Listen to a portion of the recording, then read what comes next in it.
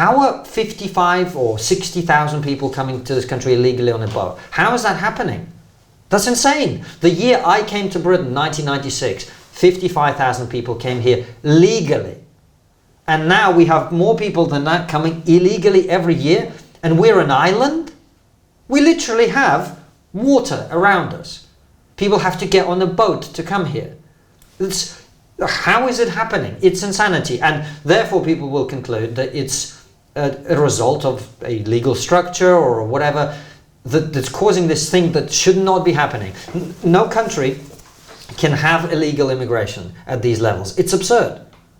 It's just absurd.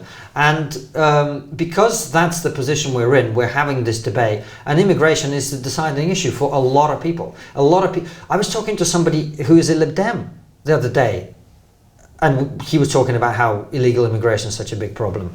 And it's also true for the Tories and for Reform. And I think for Labour too. It's very high on people's list of concerns. So, you're gonna, if you want to be elected at the next election, you're gonna have to be very, very clear about what you're gonna do, and very robust on it. I'd be interested in your views on people's concerns about immigration, and if you like, whether there's a hierarchy in there. How much of it's economic? It's pressure on our jobs, pressure on our infrastructure. How much of it's we're a small island and we haven't got room, and how much of it's about further, if you like, cultural disruption and weakening of the society? I think a lot of it is all of those things. I think the cultural disruption thing is the thing that people feel strongest, because I think we live in a very alienating time anyway. Yes. We spend so little time connecting with other human beings in the flesh. We spend so much time online that the sense of community is naturally deteriorating anyway. Then increasingly people travel more and settle in countries that are different to the one that they come from quite often. People relocate a lot. So maybe not countries, but someone who grew up in the north of England might be living in London now. That used to be more rare. Now it's very, very common. People move much further away. So they're estranged, not estranged, but they're distanced from family. They see each other more frequently. And so the sense that, it's easier to form communities with people who are more like you, culturally and in terms of values, right?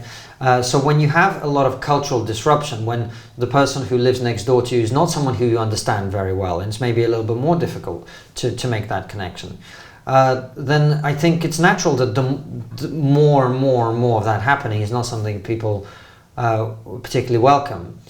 It doesn't mean that we can't adjust to each other over time and get to know our neighbors of a different background and whatever, but I think there's a sense that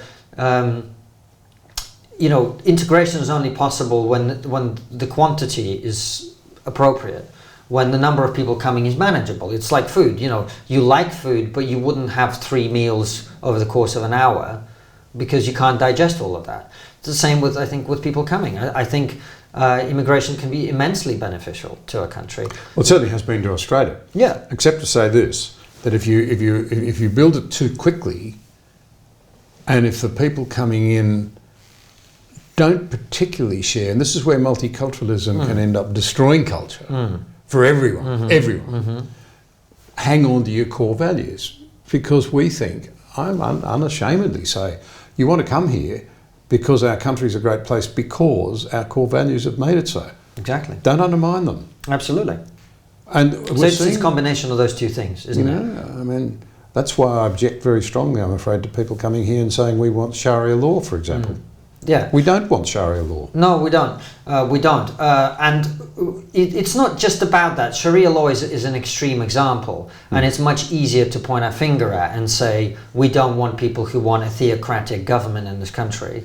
That's not a hard thing to say. A much harder thing to say is, we want the number of people coming to be such that they end up integrating into our society and becoming British, as opposed to staying whatever it is that they were when they first came here.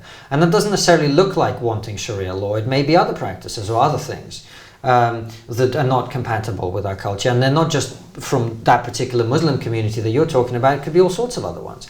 We need the numbers to be manageable so that everybody can become British over time and dissolve in this pool that we have, instead of becoming a chunk of something in the soup. It's not quite the same thing. I really think people have a duty to integrate fully into culture, and to make those racial and ethnic backgrounds irrelevant over time. That's what we should be aiming for.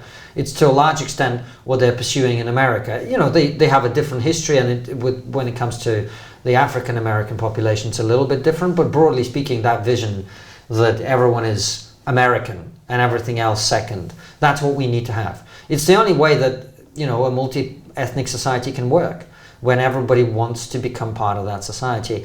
And anything that is a barrier to that is a problem for us.